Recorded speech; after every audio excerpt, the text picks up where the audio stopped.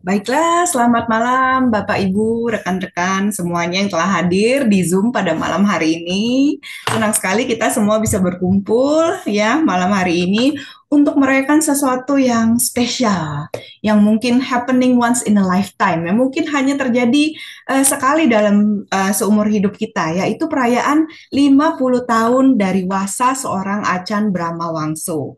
Nah, kita untuk merayakan 50 tahun dari Acan Bram telah menjadi biku ini ya, kita memberi tema untuk malam hari ini adalah Exemplary Life of a Forest Monk. Nah, kita mau mengangkat tema mengenai perjalanan acan, apa itu biku hutan ya, Forest Monk. Kemudian nanti di sini juga sudah hadir berbagai pembicara kita. Yang pertama adalah David Senjaya yang akan bercerita banyak tentang tradisi biku hutan itu seperti apa sih, seperti itu ya. Kemudian hadir juga founder dari Epasiko Foundation, Romo Handaka Wijananda yang akan berbicara tentang kunci sukses duta dharmanya Acan Bram nih seperti apa. Kemudian juga ada Ko Andi Wijayang yang akan banyak mengupas tentang teladan perilaku dari Acan Bram dan juga hadir spesial banget buat kita malam hari ini ya Bikuni Ayah Ajita Wepula yang akan menceritakan nih sharing tentang pengalamannya mengenai kepemimpinan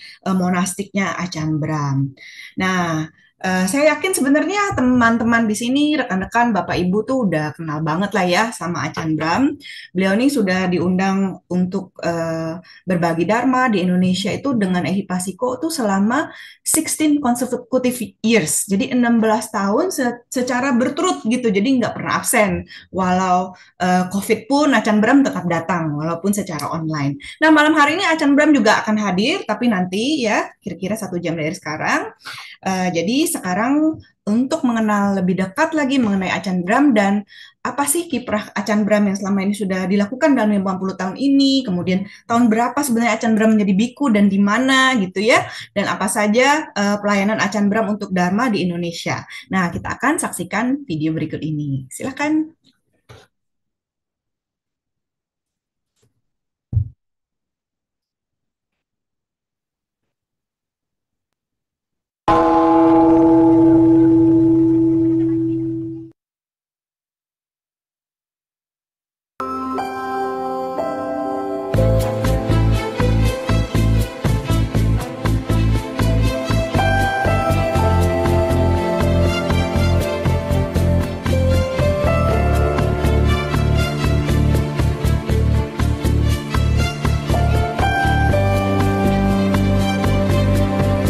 My whole journey in Buddhist practice was learning how to be happier and happier and happier.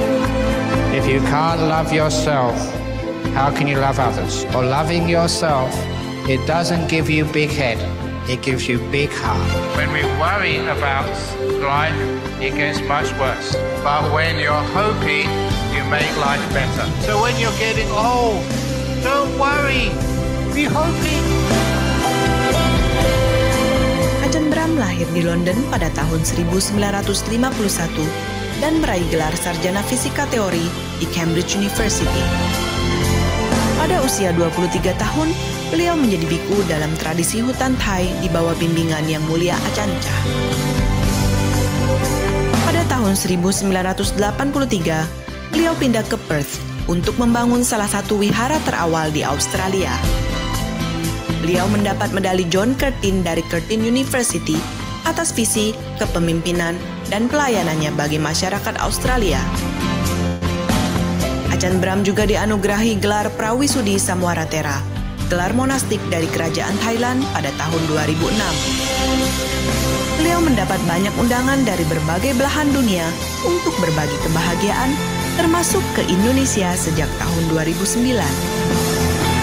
Beliau aktif mengunjungi penjara, rumah sakit, dan rumah duka untuk memberi penghiburan bagi mereka yang lara. Acan Bram menulis banyak buku yang menginspirasi pembaca dari berbagai kalangan. Beliau adalah penulis buku fenomenal, trilogi Si Cacing dan Kotoran Kesayangannya, Happy Everyday, dan Bear Meditation yang diterbitkan oleh Ehipasiko Foundation.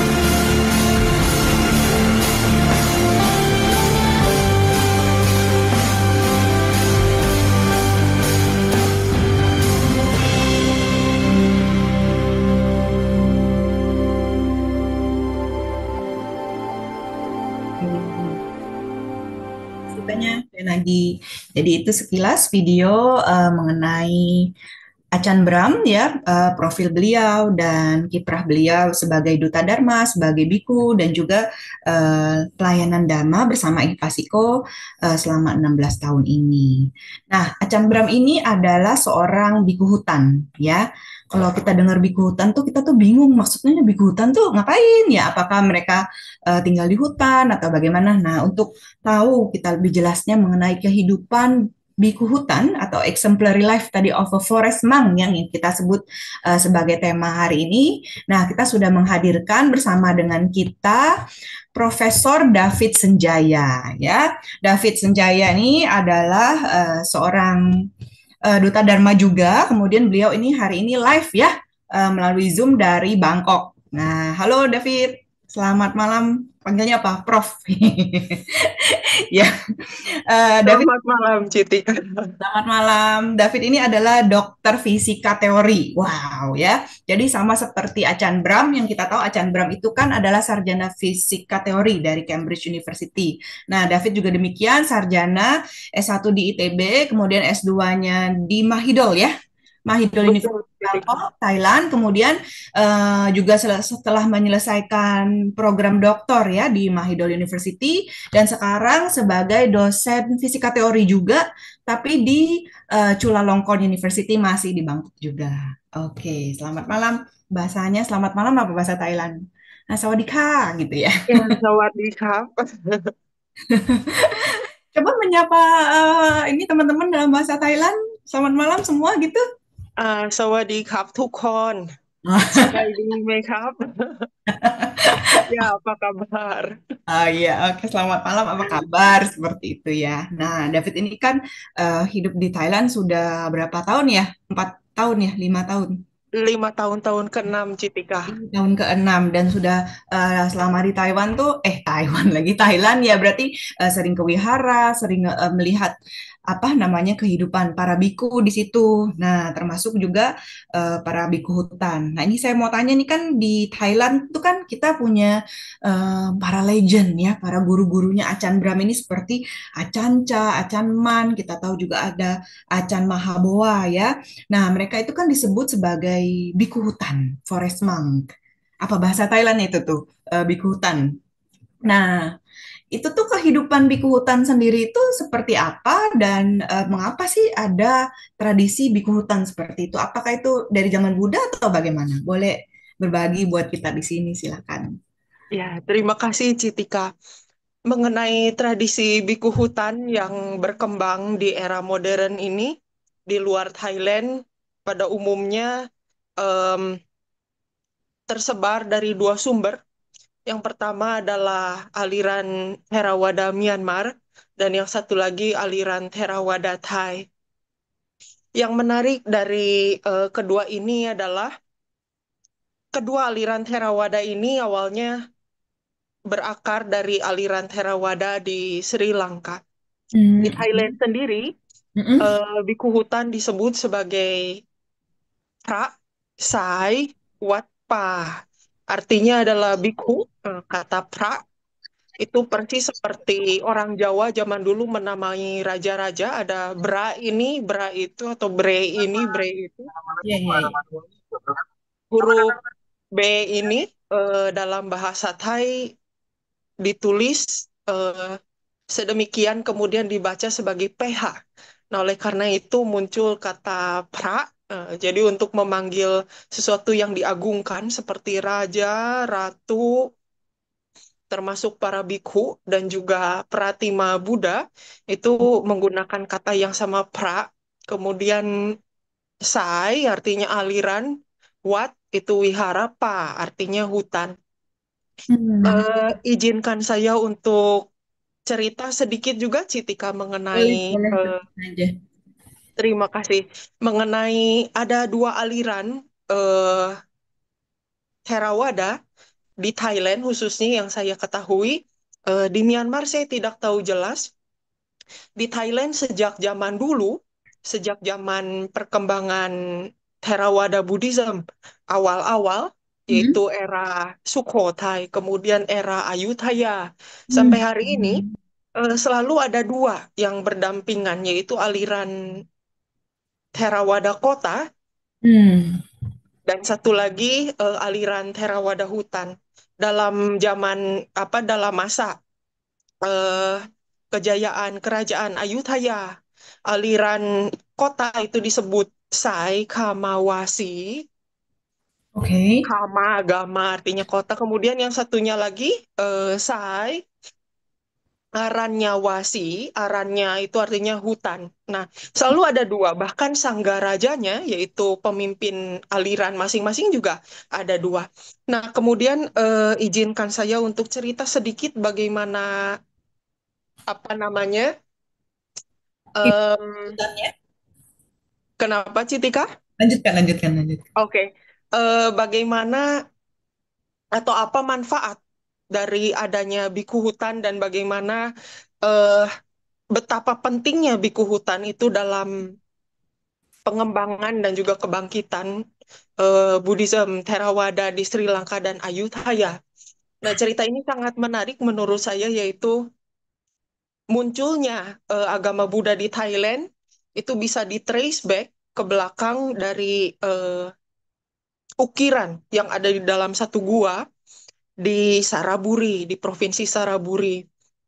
Eh, Bisa di dating ulang ke belakang, yaitu pada abad tahun Buddhis ke-12.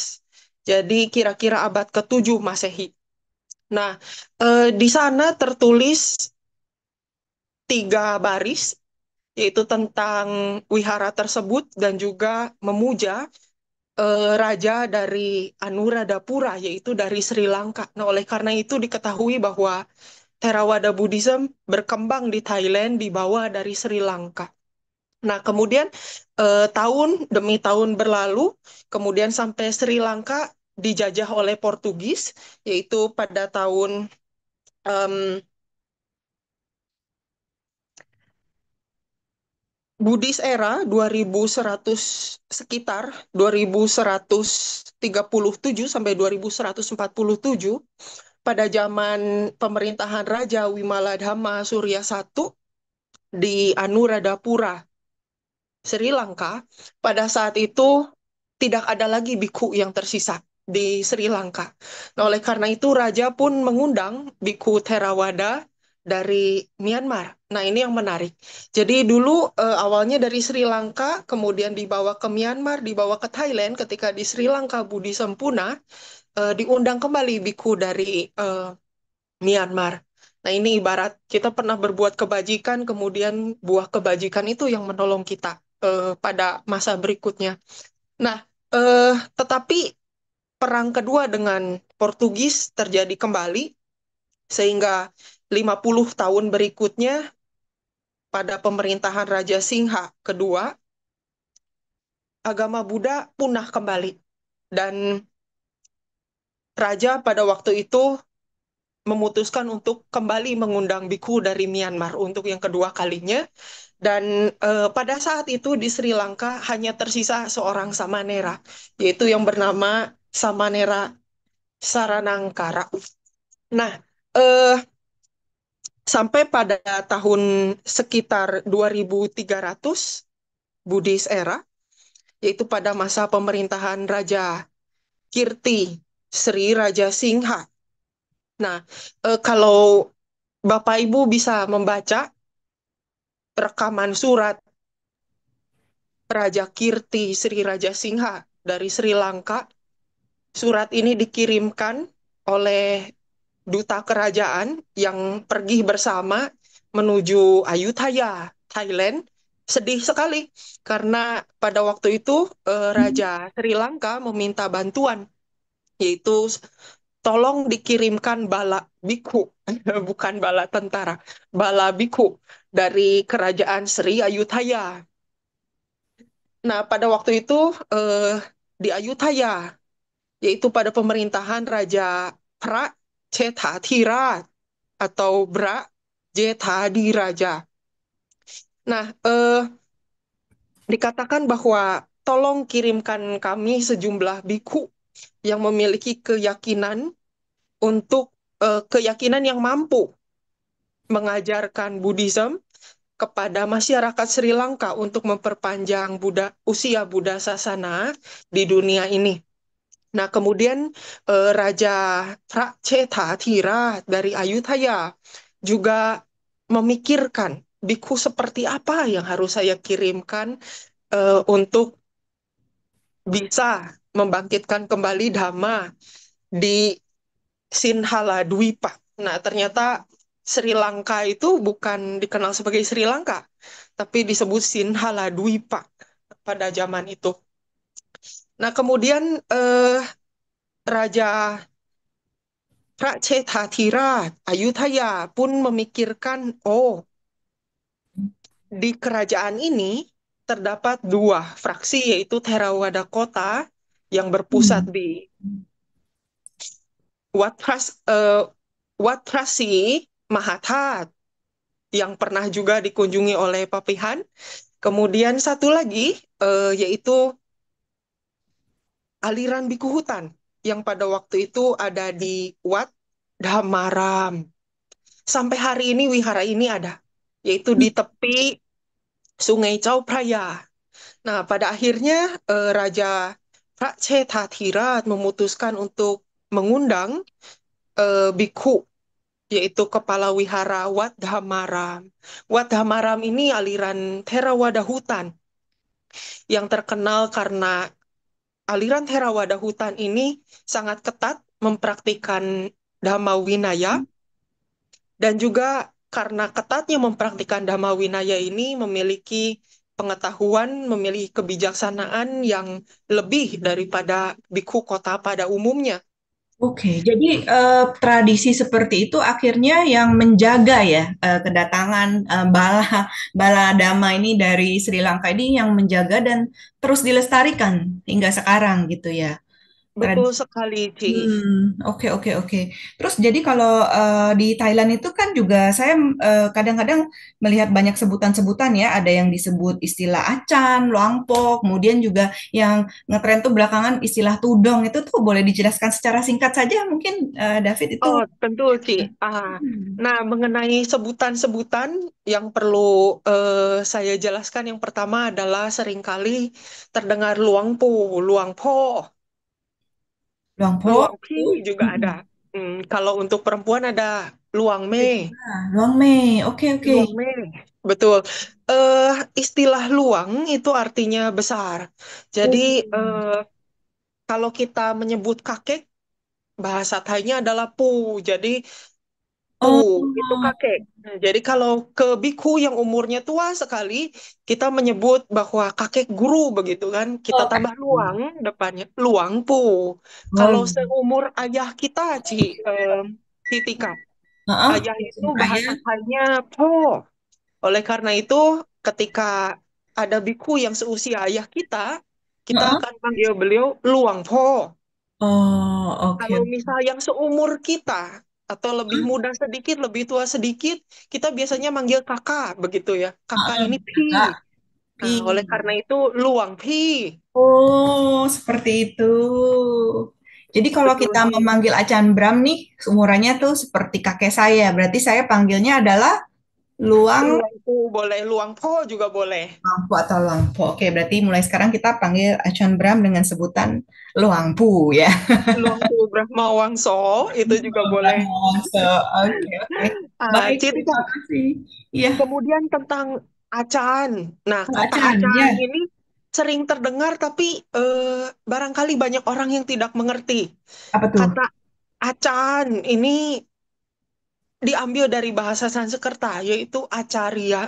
Tapi bahasa Thai kalau ada huruf R di belakang jadi N. Oleh karena itu bukan acar tapi acan. Kalau acar Acan. mentimun ya. Acan artinya guru, betul, Ci. Oh, jadi Dan kalau misalnya David sebagai dosen, apakah dipanggil Acan juga? dipanggil acan juga, betul. Oh, jadi Acan tidak harus selalu merujuk kepada guru Dharma. Guru apapun. Betul sekali. Guru apapun acan. Berarti saya boleh memanggil David sebagai Acan David. Seperti itu ya. Boleh, Titika. Dan Oke, oke.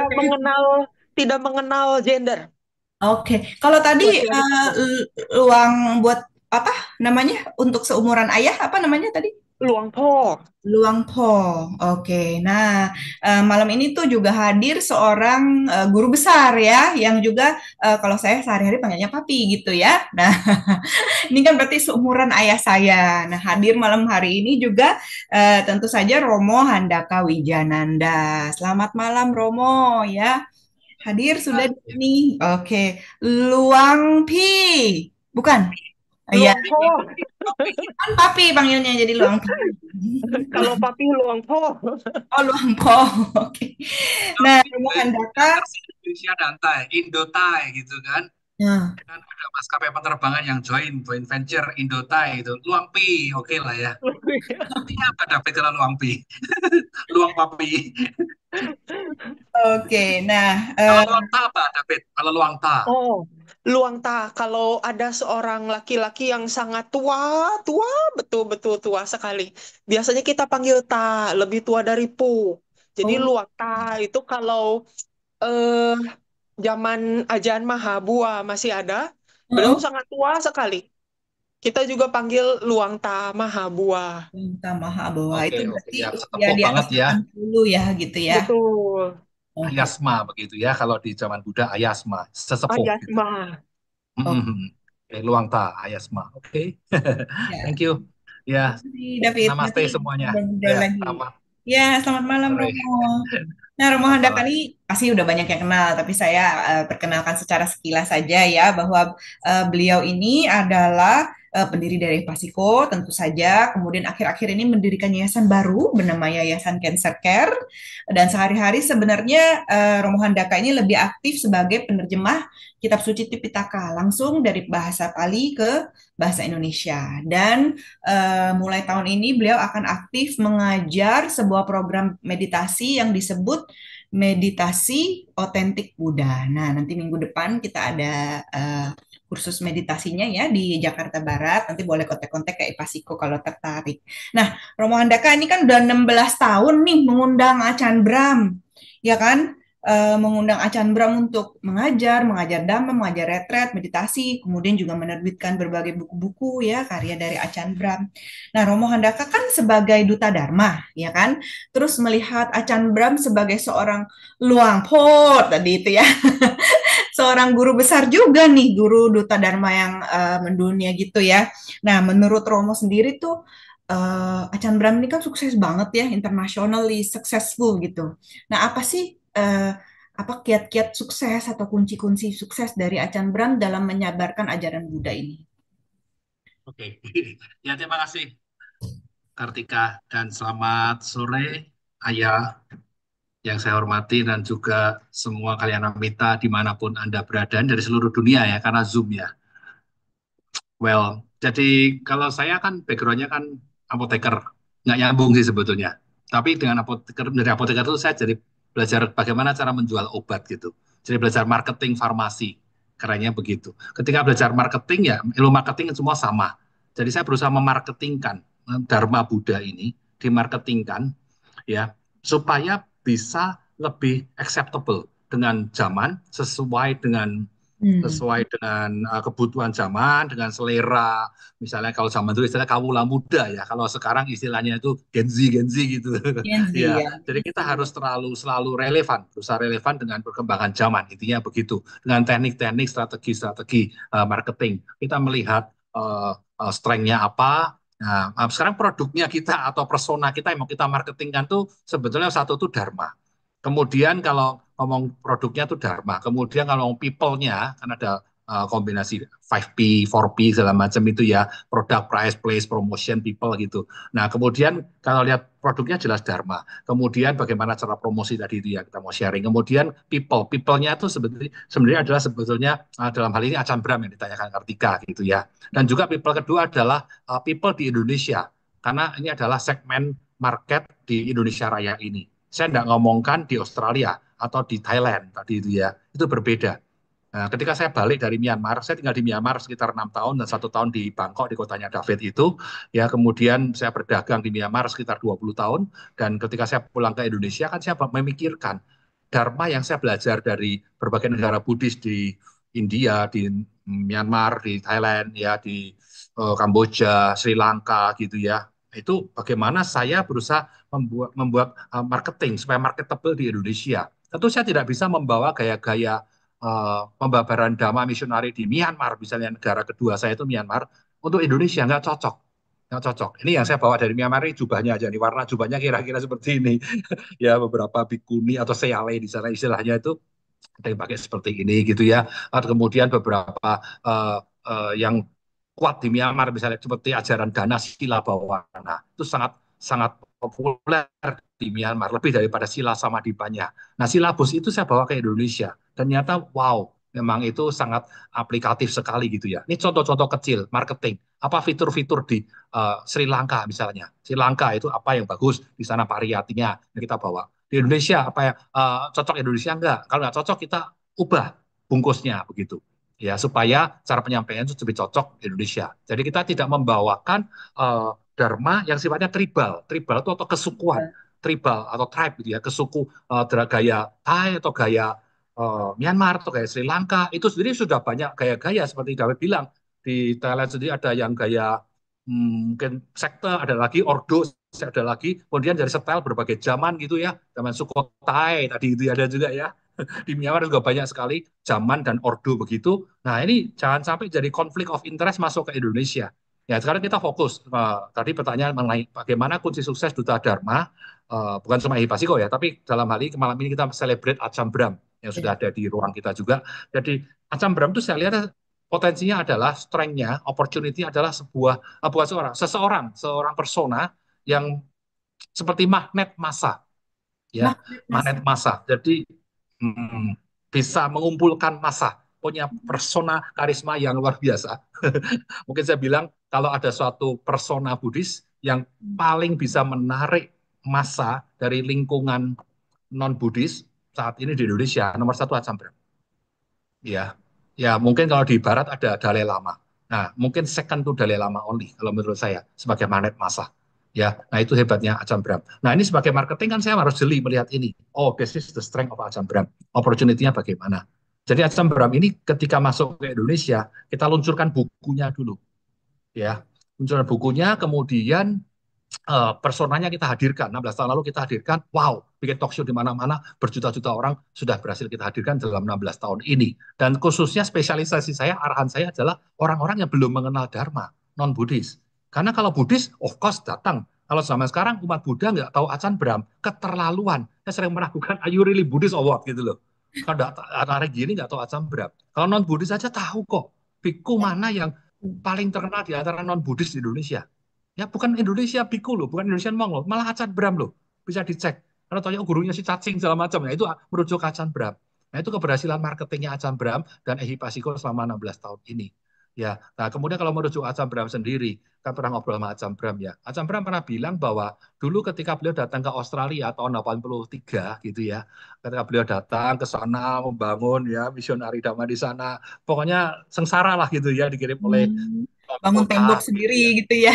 itu sendiri tidurnya tuh cuma di belabak atau pintu yang bekas gitu ya Susah ya. dikasih biar gak nyentuh tanah tuh dikasih batu bata dua batu bata gitu ya kemudian batu bata jelek segala macam gitu ya pokoknya banyak banyak susahnya daripada senengnya kalau sekarang mah sudah enak gitu ya donatur juga banyak gitu ya nah mereka tuh waktu ketika tahun 83 di Australia itu populasi Buddhis di Australia itu nyaris 0%, nyaris Oh, nol hampir nggak persen ada. Hampir nggak ada. ah, hampir tidak ada.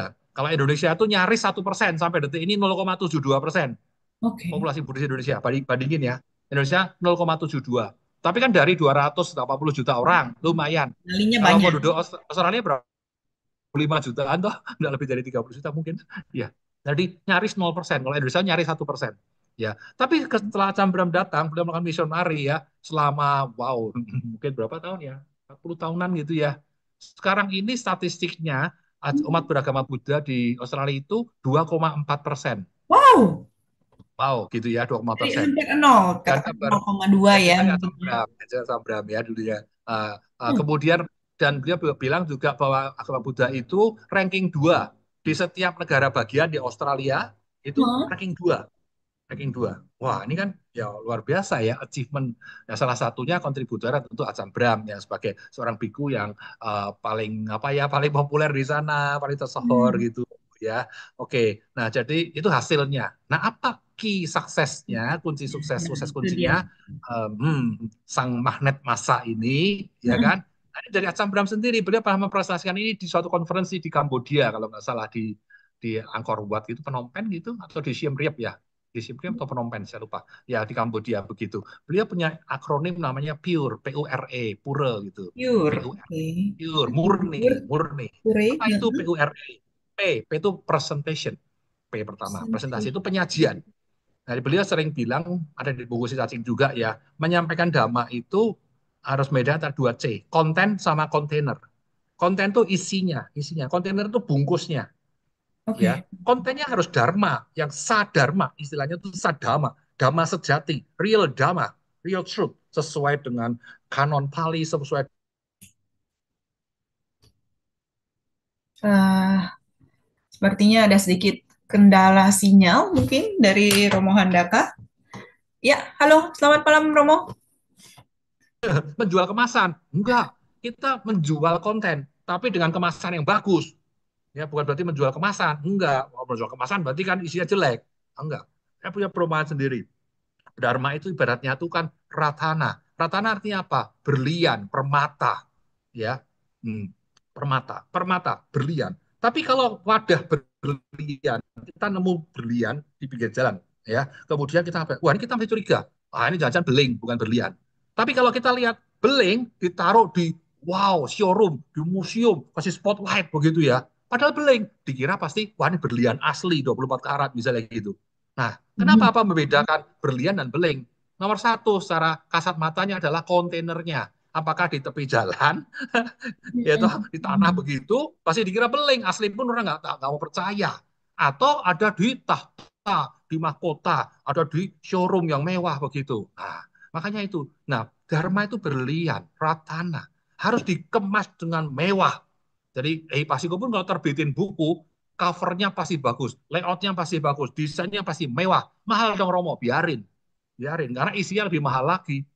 Iya Ya, kan? ya, betul betul. Jangan sampai dikira berlian, dikira beling. Kan Rugi dikira dong. murahan. Iya.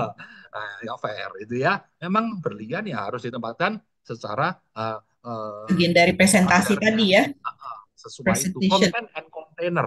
Nah, itu content istilahnya and Acara Berat. container. Ya, presentasi. Kemudian harus inovasi tadi itu. Dalam inovatif, kreatif. Ya, kalau kita buatkan, Acara Berat sering bikin jargon-jargon. Nah, ini cocok dengan saya. Kalau Anda tahu semua tema-tema 16 tahun, mungkin masih ingat ya, Tika ya. Love you lah, hidup senang, mati tenang, apalah aware everywhere, apa Let go aware ego ego, tuh, apalagi be apalagi kemarin kindful itu yang be terakhir. kindful segala macam itu Hmm. apalagi banyak ya Hmm. macam-macam ya at peace segala gitu ya. Happy everyday itu kan kita bikin jadi jargon moto. Anda pernah ikut Rama Cambra berapa puluh kali berapa belas kali, Hmm. dijamin pasti banyak lupanya isinya Ya, tentu ya. saja. Good enough gitu ada yang bilang tuh good is enough, no, good enough Caputo lumayan ada good enough gitu ya. Nah, isinya pasti lupa, tapi kan jargonnya minimal satu kata satu kalimat tuh nggak lupa, ya kan. Hmm. Itu remain forever jadi mantra pribadi kita kita. Hmm. Kemudian juga formatnya macam-macam Presentasi presentasi. ya. Kita Hmm. bikin buku, nggak punya cuma textbook ya, tapi komik, cergam, film lah, ada film macam Bram itu si cacing segala macam gitu ya. Karena ada medsos sekali macam-macam. Nah itu presentation. Yang kedua U, pure Hmm. ya, U. U itu user friendly ya. Hmm. Oke, Hmm. user Tuh friendly. Agus Pardana ingetin tuh, bukan siapa-siapa. Nah, itu juga bukan siapa-siapa. Being nobody misalnya itu ya, macam gitu. Itu juga jargon-jargon yang saya bikin untuk mempresentasikan, mengkonten Acam Beram punya ajaran ini gitu. Ya, user friendly. Kedua, kiat dari Acam Beram. User friendly. Artinya apa? Ya, yang gampang diakses, aksesnya mudah gitu loh Dharma itu. Jangan jelimet-jelimet. Ya, kalau beliau menerjemahkan sebagai have fun, ya, have fun yang harus yang santai, yang lucu, relax to the max gitu kan ya. Nah, kita bilang selalu have fun. Kita tuh Dharma tuh harus have fun, bukan have to. Anda harus belajar Dhamma. You have to know Dhamma. Oh, nggak laku. Apalagi Hmm. anak-anak sekolah minggu. Nggak bisa diharuskan. Anak zaman sekarang diharuskan lari semua. Tapi bikinnya bukan have to, tapi bikinnya jadi have fun. Ya, nah Sam Ya. Bram tuh embodiment banget. Beliau tuh sangat kocak, jenaka. lebih lucu daripada stand up komedi yang saya tahu gitu ya. Ini sitting comedian gitu ya. Saya bisa bikin joke ya. Atau berapa ini kalau amit-amit sampai nggak jadi biku misalnya, wah sedih banget gitu ya. Tapi beliau beliau mungkin jadi Berarti jadi apa ya, stand up comedian begitu mungkin. Romo boleh Laris. boleh disimpulkan sebenarnya cara Acan Bram dengan berbagai humor dan seperti stand up comedian itu adalah something yang sengaja dilakukan untuk menjadikan Dharma ini user friendly seperti itu ya. Betul, iya, yang Evan tadi itu yang kocak supaya user friendly ya. Dan Acam Bram jadi kebetulan personifikasi dari ajarannya sendiri. Beliau sangat very very friendly. Nanti Andi akan jelaskan how friendly Acam Bram is gitu ya. Yang Kenapa? ketiga R, R. relevan tuh Hmm. mengena, ngena. Ajaran beliau itu ngena. Saya Ya. penerjemah kitab suci Tika. Di dalam Oh. Sabda Buddha pun ya, itu bahasa-bahasa India kuno, itu Hmm. kadang-kadang mikirin jelimet susah. Bagaimana supaya mengenakan ini ke dalam psikologi manusia zaman sekarang sehari-hari. Untuk fungsi, usefulness-nya harus kena. Percuma kita terjemahkan bagus, tapi kalau dibaca orang nggak mudeng. Jadi Harus relevan. Cakra itu cara membicarakan itu sebagai ahli suta. Beliau itu ahli suta, ahli winaya loh, nggak main-main loh ya. Tapi Hmm. kalau ngomong sama kita nggak pernah ngomongin suta loh, iya Iya, kan? iya, Jadi iya. nyantai gitu ngomongnya apa aja. Yang penting happy gimana gitu ya supaya nggak stres gimana. Ya tadi itu mengena untuk kebahagiaan sehari-hari dan juga here and now. Ya, kena Ya, bagian hidupku dari saat ini di sini, saat gini, here and now-nya dapat relevan gitu. for our life, relevan untuk Relevan. hidup Yang kita. keempat adalah example. Example. Nah, Example. ini yang tertinggi dari ajaran Acambar nanti akan dijelaskan, dielaborate oleh Ayah Ajita gitu ya mengenai keteladanan sebagai pemimpin, sebagai seorang monastik, sebagai seorang ayasma, sebagai samana begitu ya. Example. Karena ya action speak louder than words gitu ya. Selalu gitu ya. Acam Bram itu memang banyak ngomong, tapi Zua banyak diem. Kalau saya taunya beliau bukan banyak ngomong, banyak diem. Orang taunya banyak bicara kan? Enggak. Kalau di panggung aja banyak bicara. Aslinya tuh banyak diem. Nah, saya nyontek dari Acam Bram itu bukan kemampuan bicaranya, tapi kemampuan diemnya. Aneh kan? Aneh kan? Orang lain bilang, wah, pintar komunikatif apa? Ya, itu memang jenius dalam hal komunikasi Acam Bram. Tapi lebih jenius karena beliau lebih pinter untuk diem, untuk membiarkan kita gini diem, kita ribut sendiri dia diem. Nah ini satu intelijen yang luar biasa, kemampuan untuk diem. Ya, example, nggak usah ngomong, ngomong malah jadi salah gitu ya. Iya, Generasi modern apalagi itu kritis dan skeptis. Cara terbaik membabarkan dhamma adalah memberikan example, keteladanan. Ya, karena mereka kita bisa ngomong pun nggak digubris kalau kelakuan kita sehari-hari tidak betul. mencerminkan apa yang kita ajar. Makanya kita Nah, itu beri kira-kira temanya kiat dari exemplary life of ah Forest ya ya. itu sukses faktor dari asam Bram. Oke, makasih banyak Romo. Tadi kan Romo ngomong nih mengenai example tadi dan merujuk juga ke Ko Andi Wijaya yang hadir nih malam hari ini ya. Nah, Ko Andi ini kita beri apa namanya beri mandat gitu untuk berbicara tentang keteladanan perilaku dari Acan Bram. Nah, Ko Andi sendiri nih secara duniawi ya seorang business appraiser ya bahasanya itu yang mengevaluasi perusahaan-perusahaan sebelum masuk IPO seperti itu ya. Kira-kira ribet lah saya nggak paham. Nah, tapi secara dharma beliau ini adalah seorang editor dari Tipitaka Indonesia dan juga ketua dari Lembaga Tipitaka Indonesia. Nah, Ko Andi sendiri nih setiap Acan Bram Tour ke Indonesia kan sering ikut, sering mendampingin Acan, sering menjadi kapia juga. Nah, kok kita tuh pengen tahu nih lebih dekat dengan Acan Bram sebagai sebagai persona gitu ya, sebagai pribadi. Nah, Acan kan kita lihat tuh penuh dengan meta seperti itu ya tuh kerasa banget walaupun kita lihat dari panggung 5.000 orang wah kita bisa merasain metanya nah itu kan dari panggung nih 5.000 orang nah kalau aku Andi sendiri yang sering banget mendampingin Acan baik di Indonesia atau kadang-kadang ke Perth juga gitu punya nggak pengalaman atau merasakan suatu wah meta yang luar biasa seperti itu mungkin boleh dibagikan.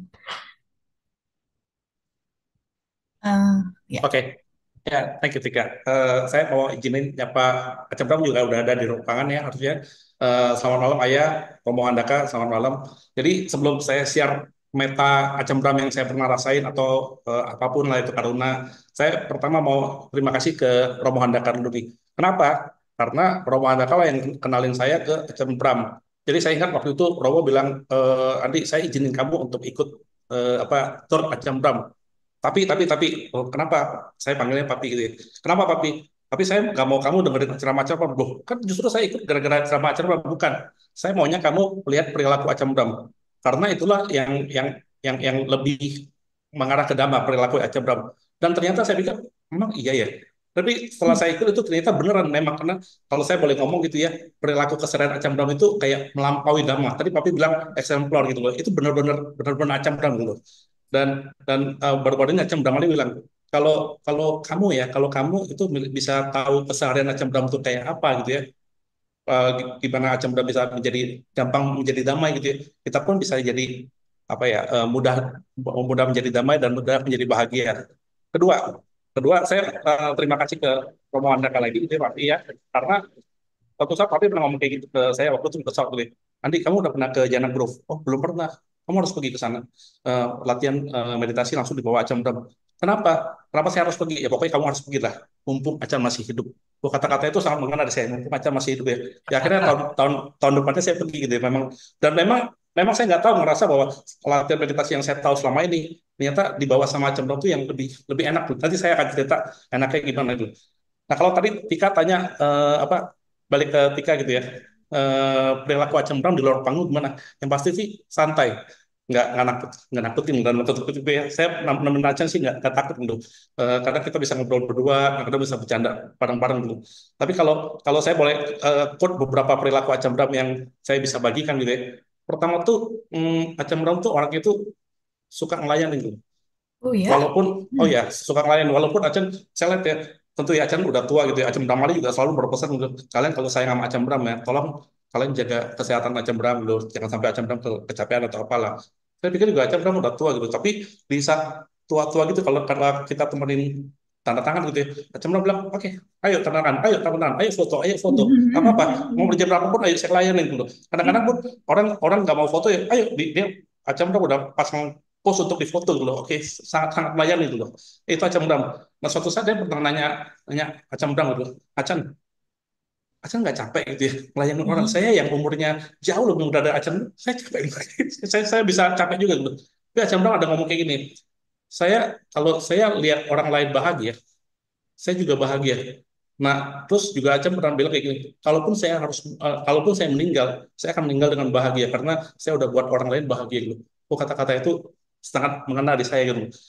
Itu salah satu yang saya pengen share tentang Acam Dam yang ngelayanin walaupun udah capek gitu. Terus ya tadi Papi bilang juga Acam Dam tuh orangnya suka diem, bener, suka diem loh. Jadi sesuai sama yang Acam suka ngomongin, kalau lagi nggak ngapa-ngapain, nggak usah ngapa-ngapain. Jadi kalau kalau di Hmm. airport, kalau kita lagi sudah beres semua makan, nanti mau acaranya gimana, Acam Dam lebih suka meditasi, duduk gitu. Dimanapun di airport, di bangku, selama bisa ketemu tempat duduk, saya pasti akan meditasi gitu, diam. Terus kalau saya boleh ngomong mungkin pribadi ya, apa opini pribadi maksudnya, mungkin Acam Bram itu orangnya nggak suka dilayanin. Kalau Ih, saya boleh ngomong ya, dilayani. nggak suka. Oke. Kalau karena kalau saya lihat di wiharanya Acam Bram langsung pun, Acam Bram ngapain juga sendiri, cuci bowl apa mangkok biku gitu ya, itu cuci sendiri gitu loh. Tapi kalau nggak suka dilayani, gimana kita bisa melayani? Nah itulah hebatnya Acam Bram, dia tahu bahwa walaupun saya bisa melakukannya sendiri, tapi saya akan memberikan kesempatan untuk kamu untuk melayani saya gitu.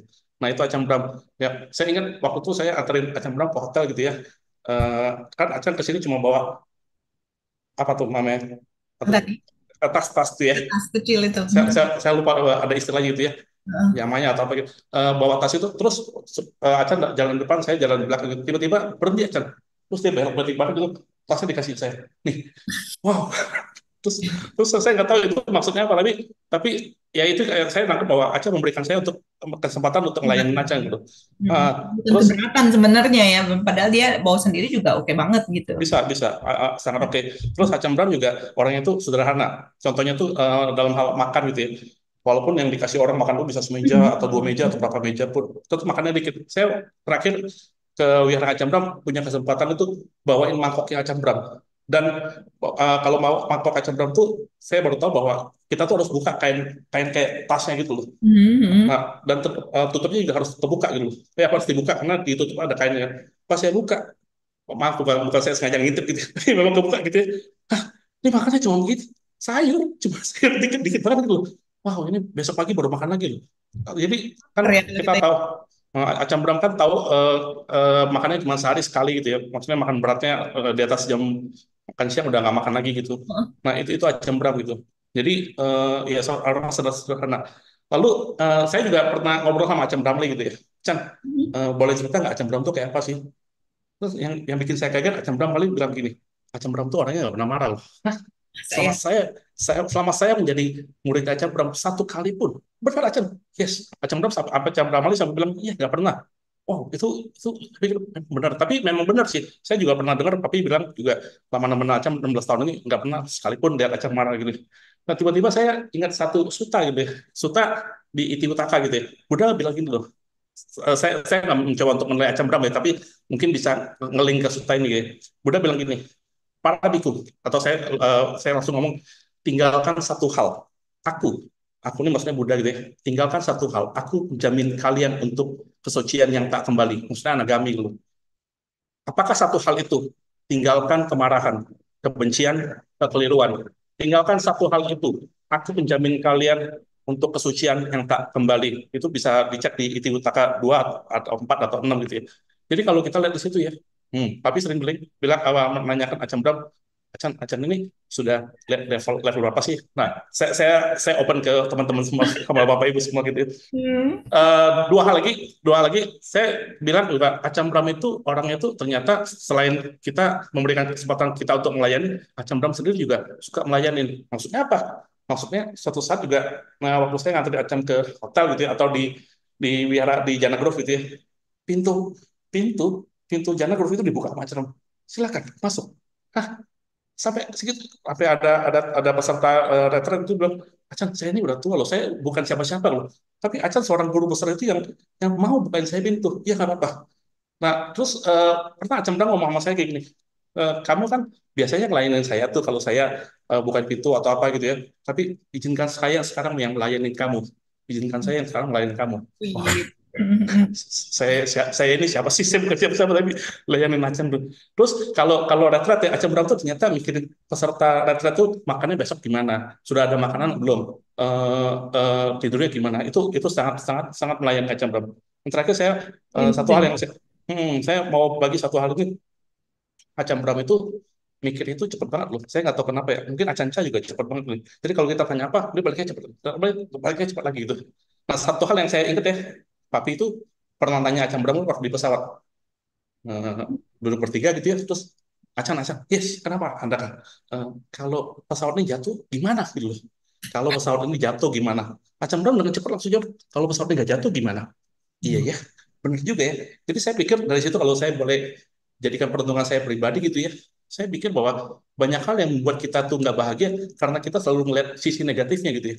Tapi kalau Acam Bram kebalikan loh, dia banyak hal yang bisa bikin Acam bahagia hanya dengan melihat sisi positifnya. Kalau pesawat itu juga jatuh gimana? Ya juga ya. Dan memang pesawat itu nggak jatuh. Kalau buktinya Acam Bram sama Romo Handaka sampai sekarang masih ada gitu. Nggak gitu. Itu yang saya bisa bagikan apa tentang keseharian Acam Bram di luar panggung yang pernah saya lihat dan yang bisa saya share gitu. Itu tiga. Oke, terima kasih Hmm. banyak Pak Andi. Nah, Hmm. ini kalau Andi kan murid Acan Bram nih, tapi ini juga ada murid langsung ya, murid yang di bawah Acan Bram langsung ya, pernah ditahbis oleh Acan Bram ya. Beliau adalah Bikuni atau Ayah Ajita Wepulya. Selamat malam, Ayah. Ya, oke. Nah, Ayah Ajita ini tadinya adalah seorang dokter ya. Beliau lulus kedokteran FK dari Untar ya, Ayah ya. Kemudian mengambil klinik epidemiologi di Universitas Indonesia. Kemudian pernah menjadi dosen juga. Bukan tadi ada dosen fisika, yang ini dosen kedokteran, dosen FK ya. Pasti orang pintar ya. Nggak, bukan seperti saya, pasti pintar banget gitu. Apa ini berarti Acan juga ya, Acan para dokter tadinya. Nah, kemudian beliau meninggalkan kehidupan akademis ya, kehidupan rumah tangga juga, kemudian ditabis menjadi bikuni pada tahun 2019 ya Ayah ya, di 21 Juli di 2019, ketika itu di Perth, Australia ya, oleh Acan Bram. Kemudian sekarang Ayah sudah kembali ke Indonesia dan berdomisili di Wimuti Heritage ya, Hermitage, Wimuti Hermitage di Jakarta Utara. Nah, Ayah ini kan di bawah kepemimpinan langsung. Nanti kita akan tanya-tanya Ayah nih mengenai kepemimpinan monastik Acan Bram. Tapi sebelumnya mau tanya dulu nih sama Ayah ini kan udah dokter, dosen kedokteran, kemudian udah punya keluarga juga gitu. Kenapa sih saat itu memutuskan menjadi bikun ini kan jalan jalan orang jadi biku aja udah nggak umum gitu ya. Apalagi nih jalan seorang perempuan mengambil jalur sebagai petapa, sebagai bikuni ini boleh sharing sedikit Ayah? Ya, sebenarnya kalau boleh dibilang apa ya, tidak sengaja terpilih jadi Udah bikuni. sengaja. Jadi jadi pada saat saya mulai sering bermeditasi, tiba-tiba ya mengarah ke sana aja jalannya gitu. Terus sebenarnya I like the lifestyle, saya suka cara Hmm. hidupnya gitu. Karena cara hidupnya itu apa ya, simple, sederhana, terus serene, dia damai gitu ya. Kemudian memberi saya peluang untuk have a contemplative life, bisa banyak merenung begitu ya. Hmm. Mungkin kalau dikutip, kalau dulu kan sebagai umat awam kan saya adalah seorang yang profesinya dokter.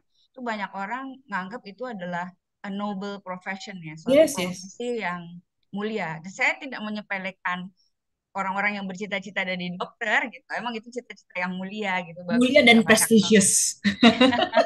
bisa nolong banyak orang gitu, bantu banyak orang ya. Tapi kalau sebenarnya kalau kita lihat ya, kalau saya jadi bikuni sebenarnya pada saat saya mengambil jalan dhamma ini itu ada kesempatan terbuka untuk mentransformasi menjadi a noble being, ya, a noble makhluk yang mulia. Bukan saja a mere human being. It's not just bukan cuma manusia biasa, tapi bisa transformasi menjadi a noble being gitu ya. Ya, menurut saya, jadi menurut saya ya kalau misalnya dokter itu memang profesi mulia, tapi kalau menjadi bikuni saya bisa menjadi makhluk mulia, Bukan profesinya saja yang mulia. bukan profesinya yang mulia gitu ya. Oke, oke. Nah, It's very inspiring. nah, Oke. kemudian mungkin kalau dinilai orang-orang dari luar ngelihatnya itu lifestyle-nya boring ya, bosen gitu, monoton. Karena pagi bangun cantik, kemudian meditasi gitu ya, bareng-bareng. Terus kalau saya di sini mungkin pindah patah. Setelah pulang mungkin habis makan kita work sedikit lah, beres-beresin wihara, bersih-bersihin wihara. Setiap hari itu kerjaannya maksudnya repeat, mengulang, mengulang, mengulang hal yang sama gitu ya. Mm, Tapi seandainya saya boleh post this question, saya boleh nanya ini mm, ke kalian semua gitu ya.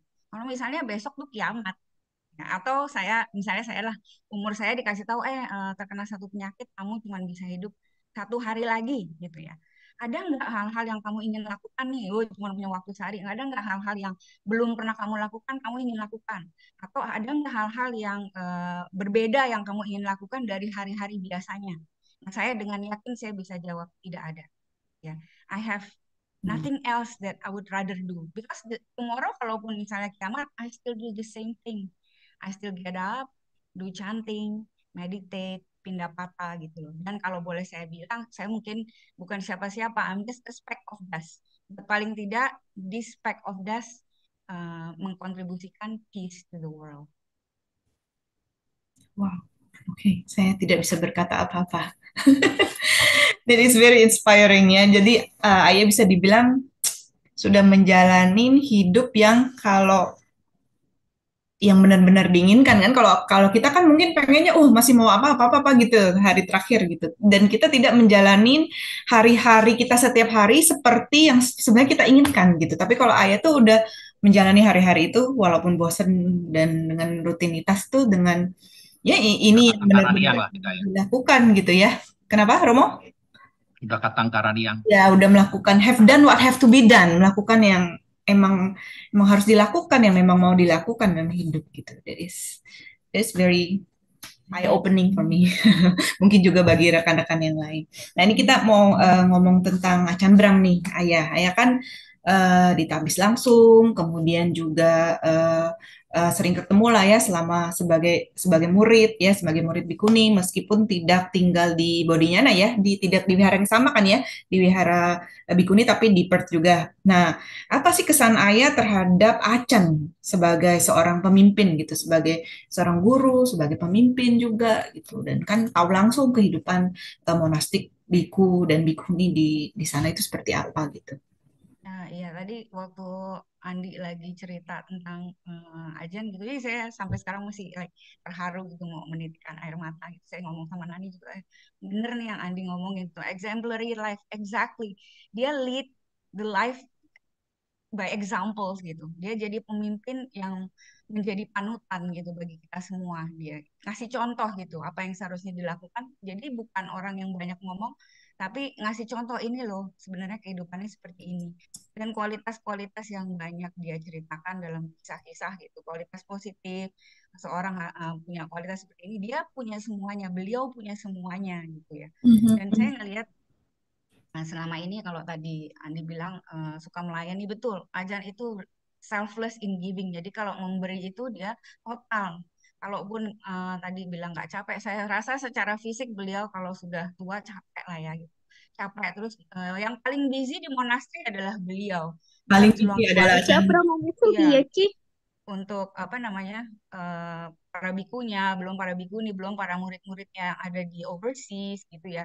Tapi beliau kalau misalnya tahu ada seseorang yang membutuhkan eh, pertolongan, help gitu ya, beliau fokus like he's fully there 100% gitu. Dia Mhm. capek ataupun apa gitu. Saya ingat waktu kemarin waktu COVID itu saya pulang ke Indonesia kan nggak bisa balik lagi, saya kena lockdown gitu ya.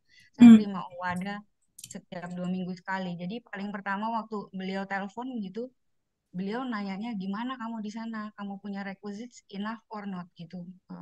How are you doing? Ada sesuatu yang bisa saya bantu nggak gitu? Ini is like coming from Ajan, like senior banget banget senior dan orang yang kalibernya dunia, and then who am I gitu, saya bukan siapa-siapa gitu, tapi beliau selalu pada saat melayani beliau tidak pernah pandang kamu tuh siapa, kamu tuh di mata dia kamu adalah someone who is like as precious as he is gitu, kamu bukan orang yang kamu di bawah atau di mana gitu, dia pokoknya pada saat dia with you gitu, kamu adalah orang yang total dia mau melayani, total yang akan dia berikan perhatian gitu. Jadi saya ngelihat itu he is someone yang benar-benar menurut saya adalah kalau saya mau punya cita-cita mungkin saya pengen juga bisa menjadi seseorang yang kalibernya seperti beliau gitu ya. Karena Waduh. kan dia genuinely cares for murid-muridnya punya practice. Jadi kalau kayak Hmm. di Bodhinyana gitu, mangsnya tuh kamu orang meditate aja. Kalau ada orang yang mau konsultasi atau curhat atau konseling itu biarkan ke saya. Kayak misalnya beliau traveling ke luar negeri atau apa gitu ya.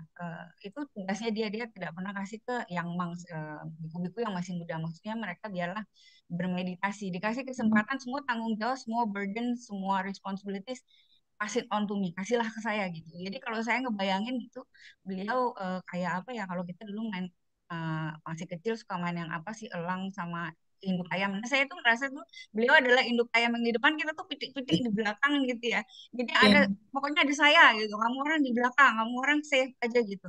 Kalau ngebayangin pada saat beliau mengambil role supporting Bikuni punya ordination, Yes. beliau kan di excommunicate ya. Mhm. Bayangin yang tadinya beliau bisa ke traveling ke monasteri-monasteri lain, bikunya bisa tukeran tempat ke mana-mana gitu, bisa tinggal di sana, di sini gitu ya. Sekarang dia cuma bisa solely di Perth doang, monasterinya cabang-cabang yang lain udah nggak terima. Tapi beliau pada saat itu dan semua monks di Bodhinyana yang which is I'm very grateful for, mereka bilang sama Ajahn Hasapanya, kamu orang ready apa enggak kalau orden? Kamu orang ready, we are all ready to support gitu lagi.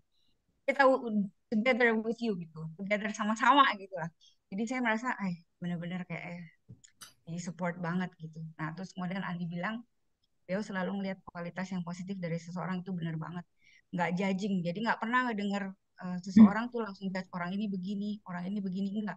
Beliau selalu melihat kualitas positif dari orang ini, selalu give the benefit of the doubt ke orang itu. Jadi orang itu nggak bersalah sebelum memang dibuktikan salah. Dan kalaupun misalnya salah, Ajan always says like, how many times can you forgive someone? Always one more time.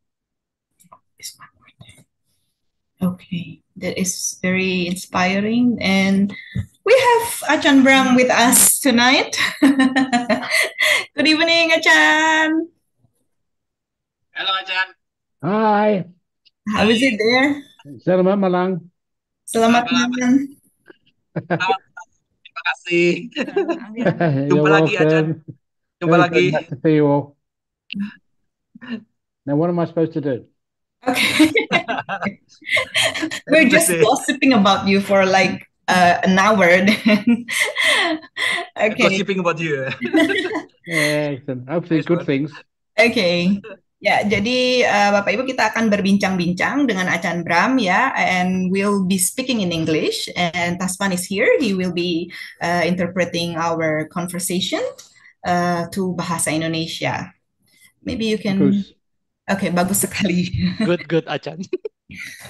Acan, now we are celebrating your 50th Wasa. Yeah. Golden Wasa, we call it, right? So if, as we know, for a 10 years monk, we call it a Tera, and then 20 years becoming a monk, Mahatera. Then what is a calling for a 50 years Wasa monk? Well, no, 30 years must be Megaterra, 40 years Gigaterra, In and 50? 50 years Terra. Tera. Okay, Taswan, please translate. Ya, jadi Acan ya, ini kan kita mau merayakan 50 tahun Wasa Acan Bram. Ini kita sebutnya sebagai Wasa emas lah gitu ya. Seperti kalau kita ada perayaan 50 tahun bisa sebutnya emas gitu. Seperti kita ketahui kalau di Indonesia ini kan kalau para biku sudah 10 Wasa sebutnya Tera. Kalau 20 tahun Mahatera. Kalau 50 tahun apa? Acan Bram bilang kalau 30 tahun Megatera, 40 tahun Gigatera, kalau 50 tahun Tera-Tera ya. Ya. Tera, I just Tera. make that up. How do you feel? How does it feel to be a 50 Wasa monk? Oh, I tell all the monks I'm feeling old now. I'm getting old. And all the monks who live with me, they tell me, no, Ajahn Brahm, you're not getting old. You're already old. Gimana rasanya Acan ya sudah 50 tahun jadi biku ya. Oh gitu ya. Saya tuh bilang bahwa gitu ya. Sekarang saya sudah 50 tahun jadi biku tuh rasanya wah saya sudah menua nih. Saya sebentar lagi mau menjadi tua nih gitu ya. Tapi pas saya bilang gitu sama para biku di wihara para biku di wihara saya bilang enggak Acan Bram, Anda tuh tidak menjadi menua gitu. Anda sudah tua gitu. Anda sudah sepuh gitu ya. And one of the key things about when you are old is you must always laugh a lot. It's not a small thing that when you're happy and laugh a lot, I think that keeps me healthy. Dan satu hal yang harus Anda perhatikan saat Anda sudah tua gitu ya, atau menua gitu ya, kita harus banyak tertawa. Kenapa? Karena kalau kita banyak tertawa, itu akan menjaga kita tetap sehat. Seperti halnya It's saya. it's a long time since I've been sick. Sudah sejak lama sekali, semenjak terakhir kali saya sakit. And for all these years I've been a monk, it's very rare that I get very sick. And even during the COVID times, I never got COVID or any sickness. Dan sejak saya sudah lama jadi biku ini, saya jarang sekali sakit sampai berat. Bahkan pada zaman pandemi COVID pun, saya tidak pernah sakit. But then I figured out why that is the case. Dan It's because when you laugh a lot, you actually exercise your respiratory system. And that's make your respiratory system much stronger so it can withstand all these respiratory diseases with no problem at all. Dan saya akhirnya mulai berpikir, kenapa bisa begitu ya? Saya mulai menyadari bahwa pada saat kita tertawa, banyak tertawa, kita tuh mengolahragakan sistem pernapasan kita. Jadi kalau saat napas kita tuh terus diolahragakan, menjadi begitu kuat sehingga bisa kebal terhadap berbagai penyakit gitu ya, tidak terkena penyakit apapun. Yeah, and people actually just a few minutes ago, there's other monks in the room, and they were saying, Ajahn Brahm, you should stop working so hard. Dan beberapa menit yang lalu gitu ya, ada bahkan beberapa biku yang hadir di ruangan juga gitu pernah bilang, Ajahn Brahm itu harusnya berhenti bekerja begitu keras gitu ya. And that I don't work hard, Padahal saya bilang saya nggak bekerja keras, I work happy. saya bekerja bahagia, bukan kerja keras, tapi kerja bahagia. And if you work happy, you enjoy every moment. You're giving, you're caring, you're sharing. And that means you never have any of that negativity, which can affect your health. Dan kalau Anda kerja yang bahagia, artinya bekerja dengan tidak terbebani, Anda juga terbebas dari banyak emosi negatif atau negativitas. Artinya Anda bisa bekerja dengan total, Anda bisa bekerja dengan bahagia dan sukacita. And so I'm very impressed with like people, we say stay strong in order actually to live a good life. I say no, stay happy. Jadi saya juga kadang-kadang terkesan melihat banyak orang mengatakan stay strong ya untuk bisa sikap dalam kehidupan, tapi saya juga bilang enggak juga. Yang penting adalah stay happy, tetap bahagia ya. Stay strong, stay happy ya.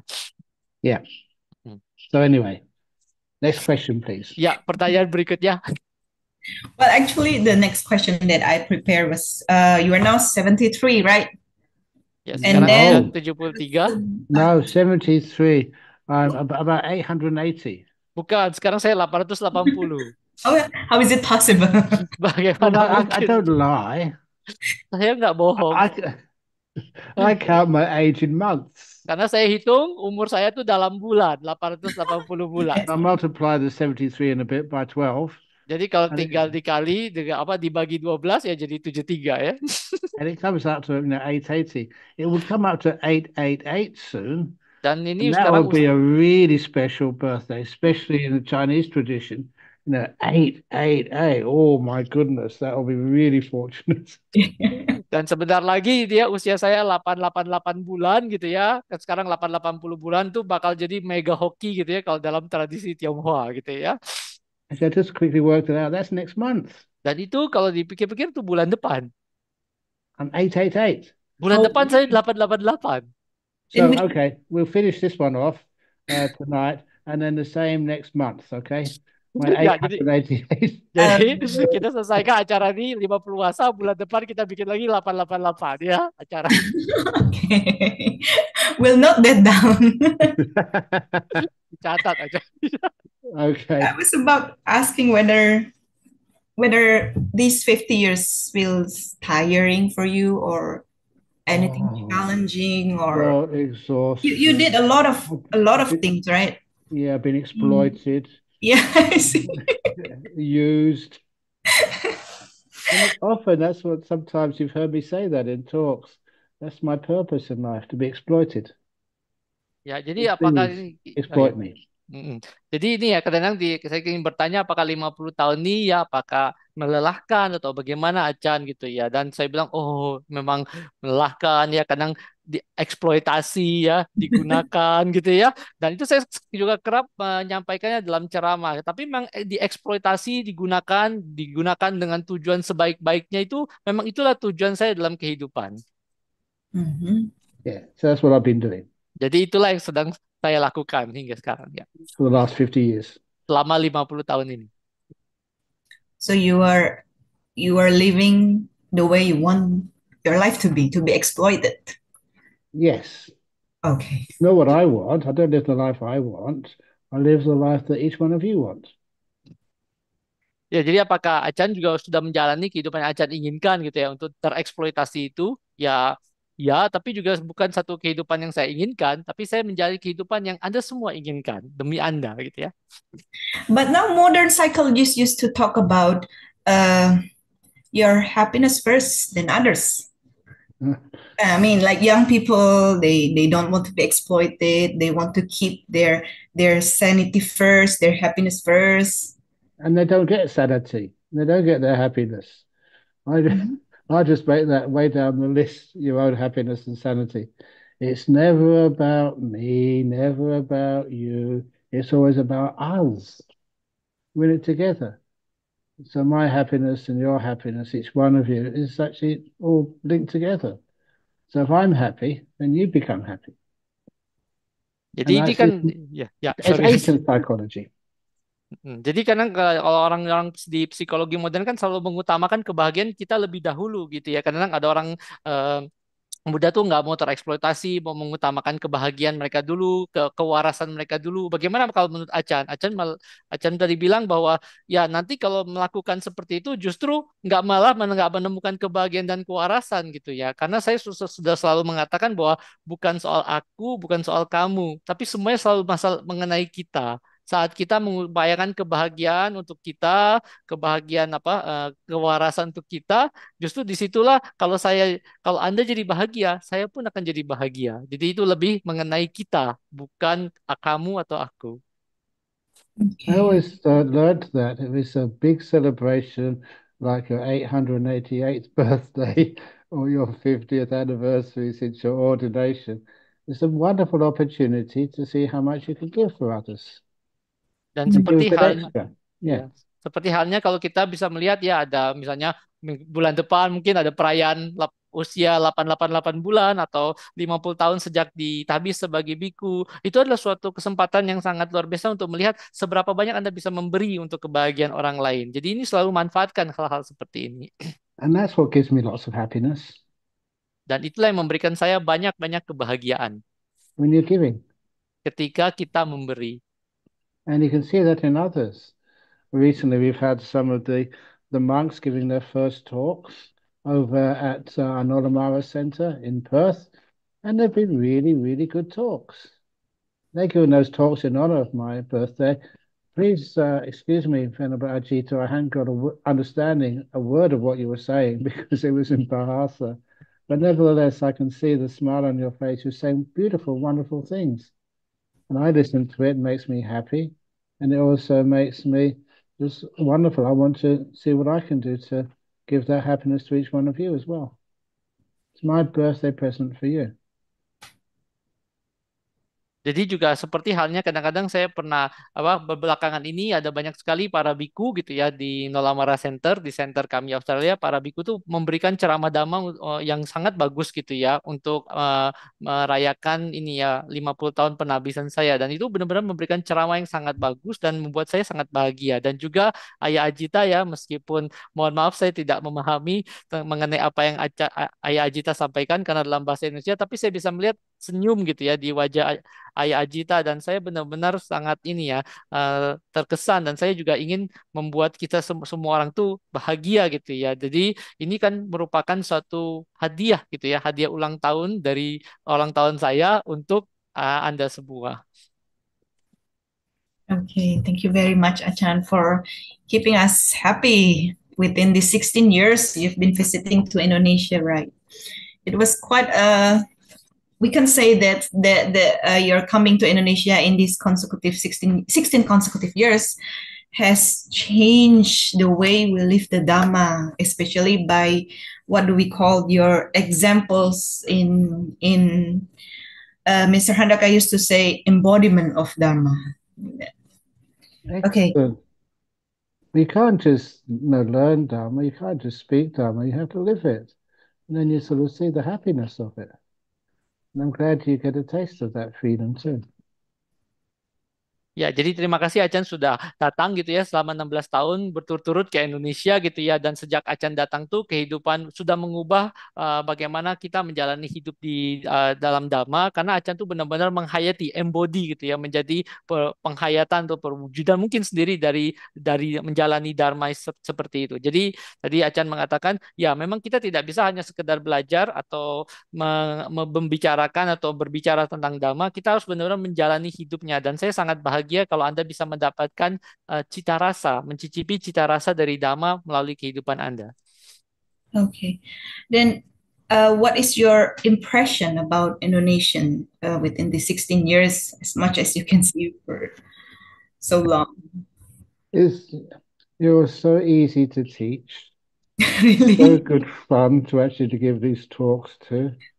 And I really enjoy myself whenever you go into these huge halls, you say hello to everybody, you say a few funny stories, and you remember those funny stories. And when people laugh, they're not just laughing at a funny story, it's the meaning behind it. You remember some of that, and it's a beautiful thing to know that you can get on with anybody, Some of the people you've had me talking with, they're not all just Buddhists. There's Muslims, there's Christians, there's goodness knows how many people you've met and have great conversations with.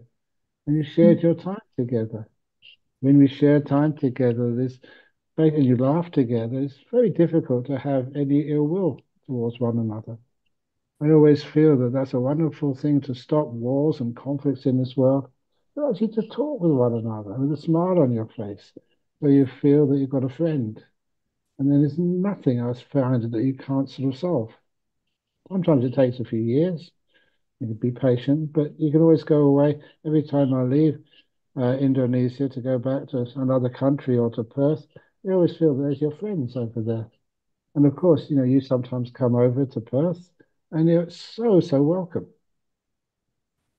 Ya, jadi Acan selama 16 tahun di Indonesia, bagaimana kesan Acan terhadap orang-orang atau warga Indonesia ini gitu ya? Acan bilang semuanya orang-orang Indonesia itu gampang sekali diajari, semuanya sangat menyenangkan, saya bisa ceramah, saya sangat menikmati saat ceramah di Indonesia, saya bisa bilang menyambut, say hello tuh orang-orang di Indonesia, berbagi cerita-cerita yang lucu, dan Anda semua ingat cerita-cerita saya gitu ya. Senang sekali kita bisa ketawa bareng gitu ya, bersenang-senang bersama, dan pada saat seperti itu saya juga ingat melihat begitu banyak orang-orang dari berbagai latar belakang baik Buddhis, Muslim, Kristiani, begitu banyak orang tuh bisa kumpul bareng gitu dan itu kita jadi ingat bahwa sungguh mudah untuk bisa bergaul, bisa selaras, harmonis satu sama lain, saling berbagi waktu, bersama habiskan waktu bersama-sama dan pada saat kita benar-benar eh, selaras atau harmonis sungguh sulit untuk bisa menimbulkan satu niatan buruk gitu ya. Saya rasa di dunia ini kalau kita bisa bicara atau bisa tertawa bareng seperti itu berbicara dari hati ke hati seperti itu akan mampu meruntuhkan tembok-tembok dan sekat-sekat di antara kita. Sehingga inilah sesuatu yang saya sangat sukai di Indonesia dan setiap kali meskipun saya sudah 16 tahun di Indonesia mungkin cuma beberapa hari tiap kali kunjungan ke Indonesia, setiap kali saya pindah ke negara lain selalu rasanya berbeda dan tapi ketika warga Indonesia datang mengunjungi saya di Australia, saya juga sangat menyambut mereka semua. Benar-benar rasanya beda. Achan, you're now 73 and 50 years of Wasa. Anything else in your bucket list of life? What else do you want to establish? Anything you want to do? Bucket list. In the Western culture, buckets are what you're supposed to kick at the end of your life. That's what you always call kick the bucket. It's a word for dying. But no, this is a strange thing which I learned as a monk ever since the very beginning. You don't have any plans. You don't have any list of things you really have to do. When you see something which needs to be done, then you do it. Life is just a great adventure and always finding new things to do. Life is not boring being a monk. One of the most interesting things you could possibly do, not just being a monk, but being a bhikkhuni as well. A wonderful lifestyle. You give so many wonderful things to other people, and you continue to do that. So, see what comes up next. Even at sort of 73, but, life is still surprising. All the wonderful things which you see whenever you can go over to Indonesia. Indonesia is a huge place. And so there's still many more things which you can have some good fun with. I mean, not just for entertainment, but you put a lot of energy and good will behind what you're doing. And there's always more things which people can develop for a better world. You're doing really well so far, but let's carry on and see what we can do next. Ya, Acan sekarang udah umur 73, umur 50. Apakah masih ada bucket list gitu atau daftar keinginan mungkin mau membangun apa gitu ya. Terus Acan tertawa gitu kan bucket list ini kan kalau di bahasa Inggris tuh pakemnya adalah kalau kita sampai kick the bucket tuh justru artinya kita sudah meninggal. Kalau kita sudah menendang ember itu meninggal gitu ya. Jadi kalau sesuatu hal yang saya pelajari sejak awal saya menjadi biku adalah kita tidak berencana. Kita sekedar melakukan. Jika ada suatu hal yang perlu kita lakukan, ya sekedar kita lakukan. Karena hidup ini merupakan suatu petualangan yang besar gitu ya dan sungguh tidak membosankan hidup sebagai seorang biku gitu ya maupun sebagai bikuni gitu ya karena ada begitu banyak hal yang bisa kita lakukan ada begitu banyak hal yang bisa kita berikan untuk orang lain jadi sekali lagi saat ini udah 73 lihat nanti apa yang akan terjadi gitu ya karena bahkan di umur 73 pun masih banyak hal yang sangat mengejutkan dan sangat luar biasa terjadi gitu ya dan karena seperti halnya kalau saya datang ke Indonesia di Indonesia pun suatu negara yang sangat besar gitu ya. Jadi begitu banyak hal kejutan mungkin akan terjadi dalam menyenangkan dalam kunjungan saya berikutnya ke Indonesia. Tidak hanya menyenangkan dalam hal menghibur, tapi juga kita benar-benar mencurahkan segala, mengerahkan energi untuk bisa mengembangkan dengan lebih baik lagi, seperti yang sudah kita lakukan dengan baik saat ini. Jadi yang telah kita lakukan baik saat ini, ya kita lanjutkan. Okay, one last question, Achan. Before Venerable Ajita mentioned about if tomorrow is the end of the day, like the end of the world, she would be happy because she had lived the life that she wanted, right? So if you can suggest one thing, if tomorrow is the end of the world, what each of us should do then? Stop thinking like that. The world doesn't end that easy. And if it just is a big explosion somewhere and you die, just get reborn again. There's still lots of beautiful things we can do with this world. The world doesn't end that easy. And because it doesn't end that easy, there's always other things which you can do to serve and to help and to make a better life for people. One of the things I would always ask you to do is just see if you can just spend a few more moments in your life of not wanting anything. Not things you can do, but things you can actually not do. And to be still and be peaceful. And of course, I think you all know because I'm a monk, a forest monk, a meditating monk, that stillness and the peace is something which is gorgeous and beautiful. That's one of the reasons I teach meditation, so each one of you can feel that. And then you never think of end of the world anymore. End of suffering, yes, but not end of the world. Ya, Acan, jadi tadi Ayah Jita tadi bilang gitu ya bahwa kalau pun besok adalah akhir dari dunia gitu ya, dunia berakhir gitu, beliau kan masih tetap bahagia karena beliau sudah menjalani hidup seperti yang beliau inginkan. Nah, Acan, kalau bisa ada pesan nggak untuk kami semua kalau misalnya besok dunia mau berakhir itu kira-kira kita harus bertindak seperti apa gitu ya. Terus Acan bilang berhenti berpikir bahwa dunia akan berakhir karena dunia itu tidak gampang berakhir begitu saja gitu ya. Kalau dunia pun bakal meledak gitu ya, toh kita semua bakal terlahir ulang gitu. Jadi dunia itu tidak segampang itu hancur atau itu. Jadi karena tidak segampang itu hancur, maka ada masih banyak hal-hal yang indah, masih banyak hal-hal luar biasa yang bisa kita lakukan. Kita masih banyak kesempatan gitu bagi kita untuk bisa melakukan hal-hal yang membantu orang lain, melayani orang lain, sehingga membuat kehidupan mereka menjadi lebih baik gitu ya. Dan kalau ada satu hal yang ingin saya berikan pesan adalah bagaimana kalau kita mencoba gitu ya untuk menghabiskan gitu ya melewatkan beberapa waktu, menyempatkan waktu untuk sekedar tidak menginginkan apa-apapun, tidak ngapa-ngapain gitu ya, sekedar tidak ngapa-ngapain, tidak doing anything gitu, tapi sekedar be peaceful gitu, be still, sekedar damai, sekedar hening gitu loh. Dan karena seperti yang Anda ketahui, saya adalah guru meditasi dari tradisi hutan Thai gitu ya. Saya mengajarkan, saya sangat senang dengan kedamaian dan keheningan. Dan karena itu betul-betul hal yang indah dan sangat-sangat indah dan luar biasa. Karena itulah saya mengajarkan hal ini, mengajarkan meditasi, supaya Anda bisa merasakan dan mengalaminya sendiri. Jadi pada akhirnya, pada saat Anda sudah merasakan dan mengalaminya, Anda tidak ingin akan mengakhiri penderitaan, bukan lagi tidak lagi memikirkan tentang akhir dunia, tapi Anda mengakhiri penderitaan itu sendiri. Okay. Well, the last answer was turned me speechless. And started to have some tears in my eyes. Oh, thank you. Crying for happiness is one of the most beautiful experiences. Yeah. Jadi menangis karena kebahagiaan adalah salah satu hal yang pengalaman yang paling indah gitu ya. Karena tadi Acan membuat Tika tuh tadi begitu terharu sampai hampir menitik air mata. Nggak tahu mau ngomong apa lagi ya. Okay.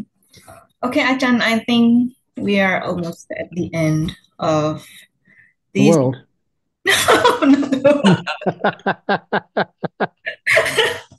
And the end of this very serene, I would say, serene celebration of your 50th Wasa.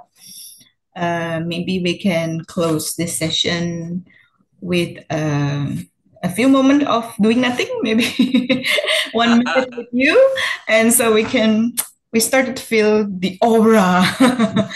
And then so we can have that peace. And then maybe you can close after like a 1 minute moment of doing nothing. And then you can share like a superpower patidana for the deceased or the people that we love, our family and relatives who had just passed away.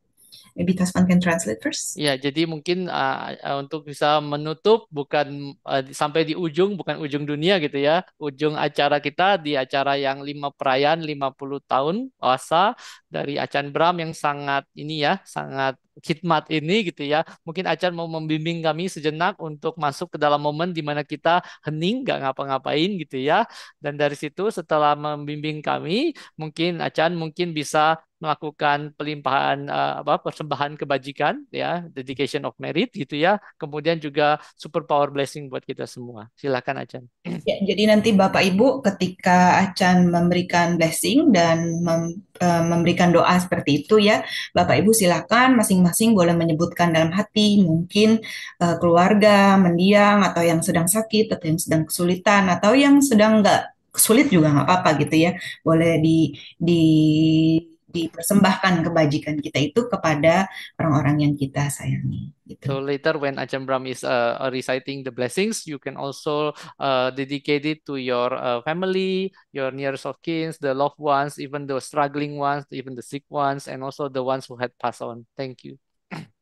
Please, Ajahn.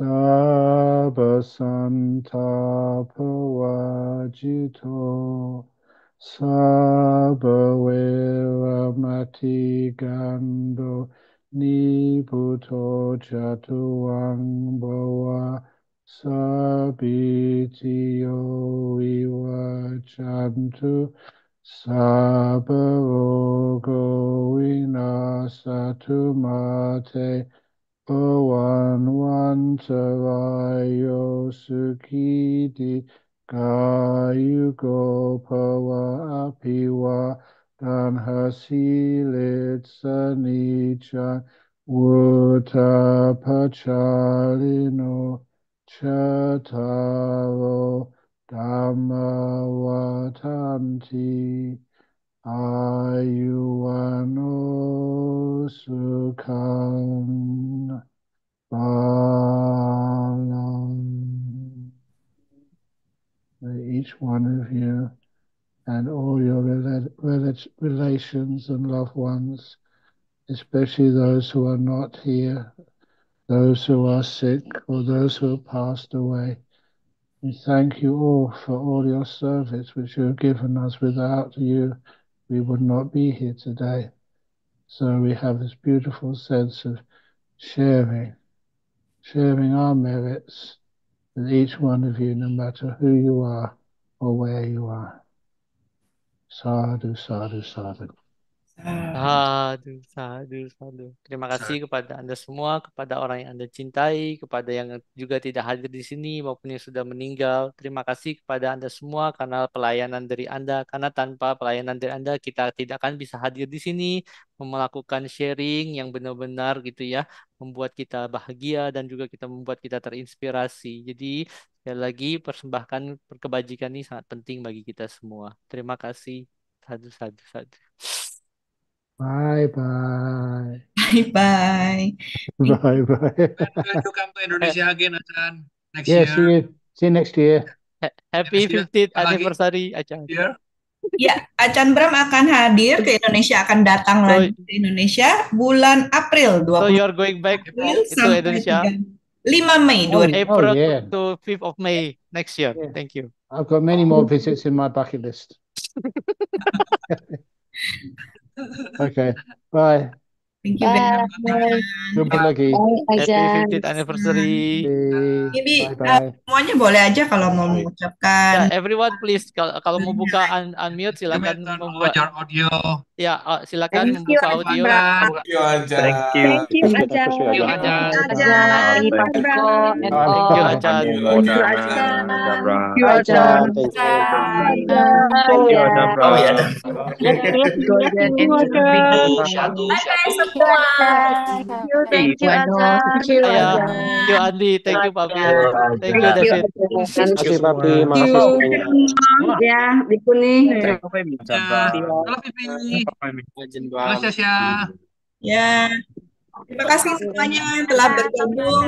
Rekaman ini juga ada di YouTube. Jadi kalau kapan-kapan Bapak Ibu mau denger lagi gitu ya, silakan mencari videonya di channel YouTube Buddha Vision. Terima kasih banyak semuanya telah bergabung dan sudah banyak bersama dengan Infasiko untuk berbagai acara dan program Dhamma. Sampai ketemu lagi. Kita lagi kapan, Tika? 1 Desember ya. 1 Desember kita punya meditasi otentik Buddha di Jakarta Barat ya, Bridge Hotel Jakarta Barat masih tersedia bagi yang mendaftar. Silakan bisa lihat-lihat di Instagram. Di Hotel Bridge Puri Indah. Ya. Promo. Oke. Mbak Penny. Melalui Infasiko. Mbak Penny.